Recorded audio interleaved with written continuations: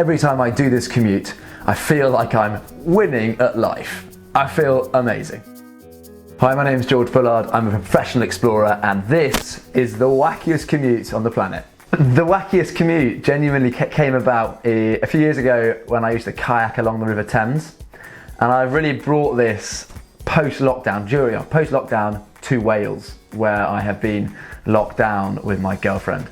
And so I've got my paramotor, I fly to the outskirts of the town, and then I get in a pack raft and paddle the last few hundred meters up into the village. And it came about, I just can't face going to work every day in a car. I think that's boring. And why, when the weather is so beautiful, we had a great summer, you should get outside and do something different. Run, walk, bicycle, do anything different you can. It makes you feel on top of the world each morning.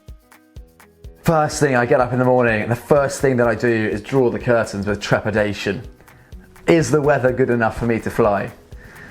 So I get if it is, and the wind's still enough and the clouds, the formations doesn't mean it's going to be very turbulent, I get my paramotor out, lay it out on the field, and it's the best feeling when the ground leaves your feet and suddenly you're airborne.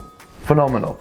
Some people will find it, stop and look at me in the car as I'm like flying alongside the road, watching my landing spots, checking the wind direction, and come into land, then feel the grass beneath my feet, pump the old girl up, straight into the river, and paddle into Presteigne. So from the moment that I get out to check the weather to the moment that I arrive at my desk is an hour.